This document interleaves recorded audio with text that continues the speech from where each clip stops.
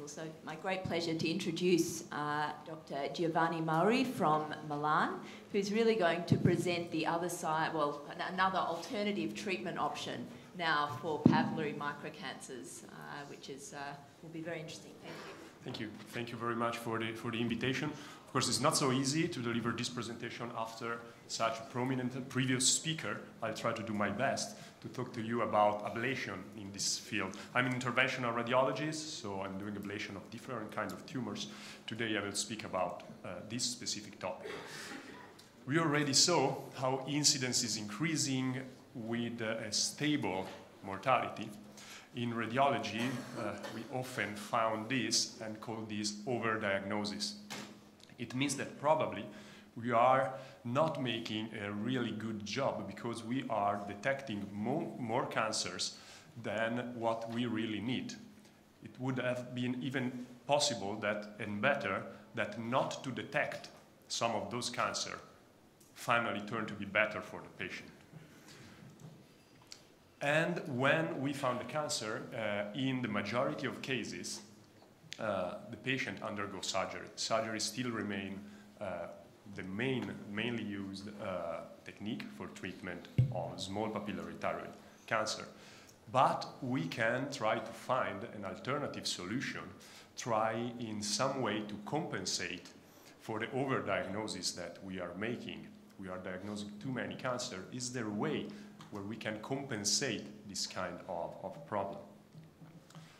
And just to show you how alternative treatment like active surveillance or thermal ablation are gaining an increased interest also in the literature. There are more reports on both active surveillance and thermal ablation in this specific field.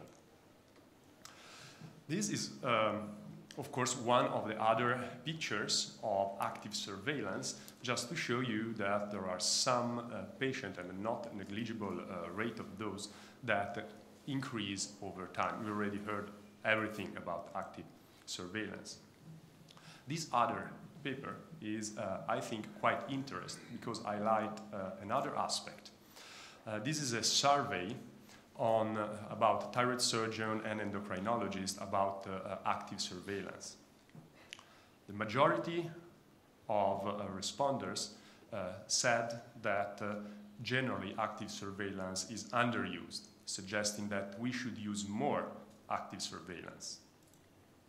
But when they were asked, what if you had a small papillary thyroid cancer, 76% decided for surgery, even if they are suggesting more active surveillance for their patients. Why? Because they do not like active surveillance because they want to have they have a long life expectancy and want to avoid long-term surveillance. They want their cancer to be removed from their body. They are not very happy of thinking of having a cancer. This maybe can work better in Japan than in other countries, but it really depends on the patient perspective. And a lot want just a peace of mind or avoiding worry about knowing that they are carrying a cancer. So the idea of the patient about having a cancer is something that we always should consider. Very similar case to the one that has been shown earlier and that we face every day. Female, 53 years old, no familiar history of thyroid disease, incidentally detected small thyroid nodule, highly suspicious at ultrasound. I'm not going to open the question if or not performing fine needle aspiration of this. This is another question. Of course we did, and it was a papillary thyroid cancer. So what can we do with this patient? Recently we published the European guidelines on ablation on malignant tumors, and the first recommendation is at least to consider the use of image-guided minimally invasive treatments in the multimodal approach to patients with thyroid cancer. So this is an option that nowadays should be taken into consideration. And another important recommendation is to inform the patient about all the options. it's not only you have a cancer, you have to undergo surgery, but it is important to inform the patient of the different options: surgery, active surveillance, but also thermal ablation. Is exactly what we do in our center, and we agreed, and me, my colleague surgeons, endocrinologists, we decided to provide the same information to all these kind of patients, stating that these are the three options, and try to understand and explain the patient the pros and cons of each one, and try to understand what can work better for that specific patient. First of all, I would like to point out how it is important to carefully evaluate this kind of patient. I received several patients from other hospitals that are under active surveillance that come to me seeking advice for potential thermal ablation. 10% are not suitable technically for thermal ablation, but maybe are not really well observed under active surveillance. This patient had not one small papillary thyroid cancer. She had two, and also already nodal involvement. And it was kept under active surveillance for 2 years. So I sent this patient to surgery. So it is important to carefully evaluate the patients. Of the remaining patients, the vast majority were very happy about the idea of having their cancer removed without having to undergo surgery. So it is an alternative that patients generally like very much as an idea. Just let me show you quickly. I'm a radiologist and I like videos, and so I would like to show you how we treat patients in my institution. This is a young female with an incidentally discovered small thyroid nodule. It's just, yeah, so that's the introduction about the same patient. And we work in an interventional radiologic room. We have 2 rooms. We perform ablation for different kind of tumors. So we have also CT there when dealing with, for example, lung cancers. We always work with a dedicated team of nurses. It's important to have a good ultrasound machine, of course monitoring the patient, to perform an ultrasound of good level to identify the nodule and to plan the treatment. This was quite well located. Not all tumors are like this. We perform a lot of contrast-enhanced ultrasound to show, like in this case, that the nodule is highly vascularized. And this is very useful as we will repeat the contrast immediately after the treatment to better identify the area that we have ablated. It's important to work under sterile condition. The patient is under a mild sedation. I generally use midazolam for that, so the patient can speak, and local anesthesia.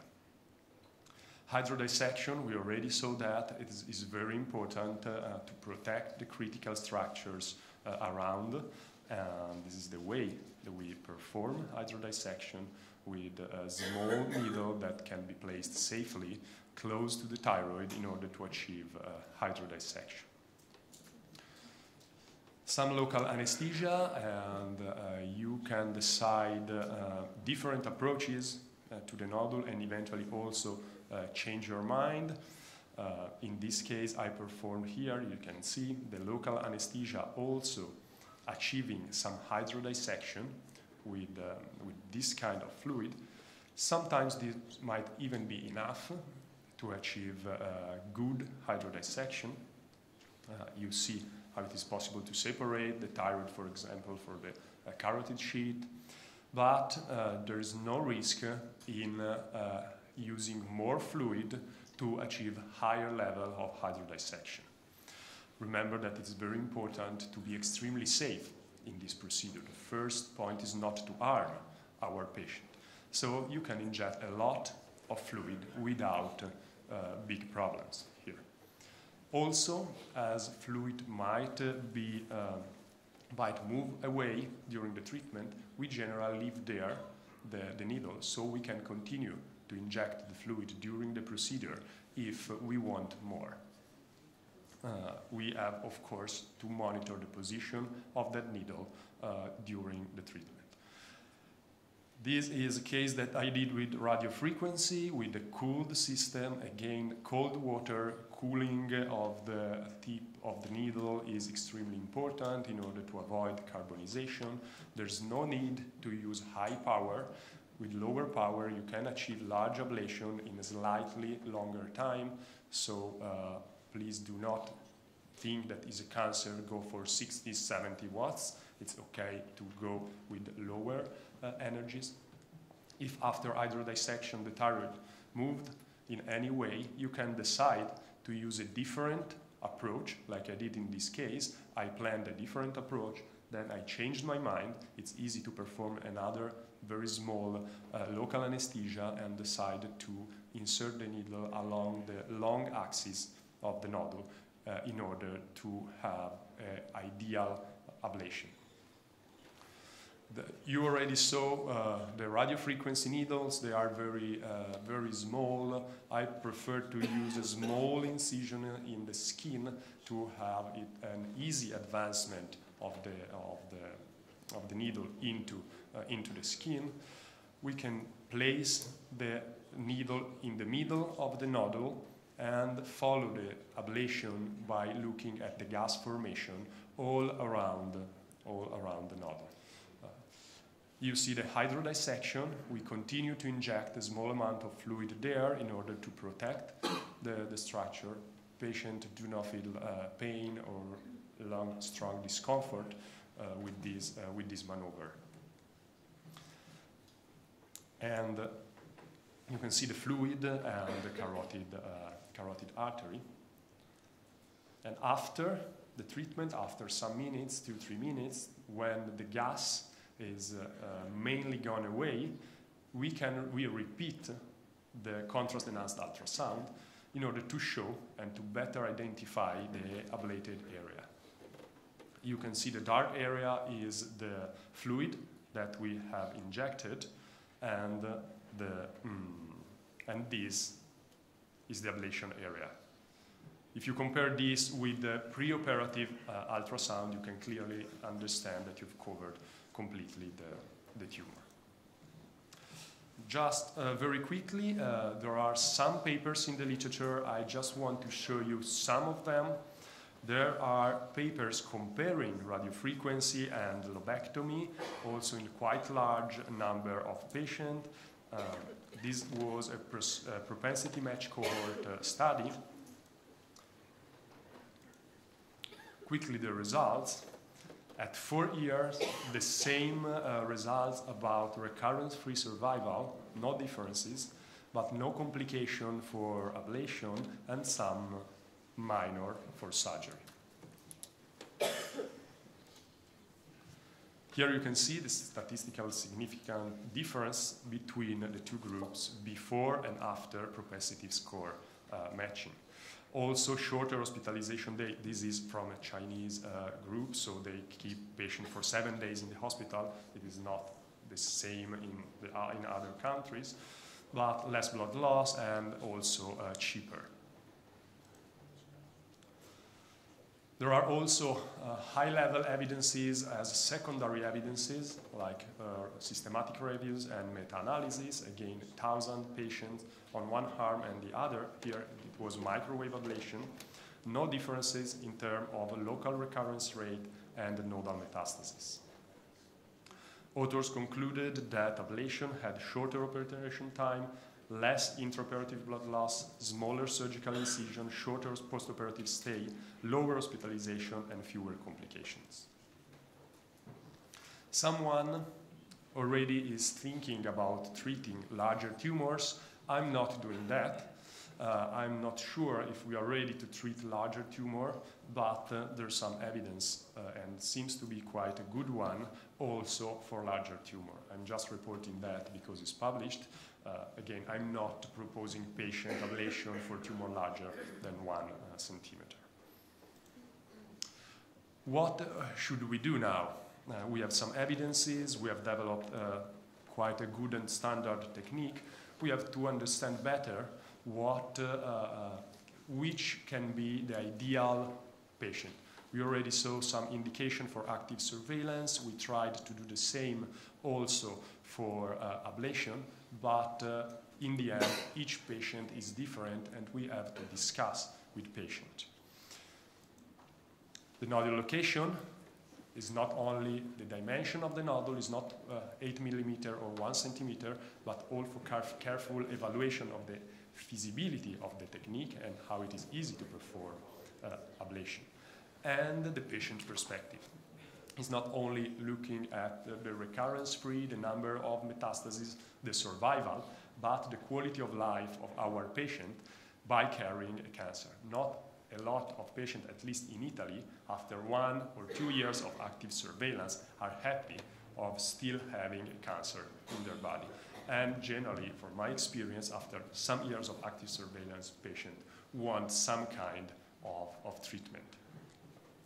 We need also to have more of us able to offer this kind of treatment, because still there are few of us that are performing this kind of treatment in the world. With the European Society of Interventional Radiology, we established a course. There are other courses, and here, hopefully, also with TNT, there will be another one. So maybe as a common and global society, we will have more training on this topic. Also, we need some more evidence, and this is why I started this kind of project, which is an open registry on the treatment of papillary thyroid microcarcinoma with ablation. There's a website, everyone can enroll and share patients in the hope of having a larger amount of data in the future. Just to conclude about ablation on papillary thyroid microcarcinoma, there are some advantages. Less complication than conventional surgery, is cheaper, short hospital stay, patient can turn to usual activity from the day after, and is completely preserving the thyroid function. In comparison with active surveillance, sometimes it might be more acceptable for a patient because the tumor is treated and removed from the body. Not everything is gold. Of course, not all PTMC can be treated. We have to select carefully our patient. We do not have histology after ablation because we are not removing the cancer. After ablation, it might be complex to evaluate the ablation area. It might be more complex than active surveillance when we see very well the nodule. There might be a potential incomplete treatment. Results are at 4 years, but we do not know what happened in 10 or 20 years. And we might understage the disease only by ultrasound. And also might be operator dependent, because this is quite simple as procedure, but still require a good expertise in thyroid ablation. And with this, I thank you for your attention.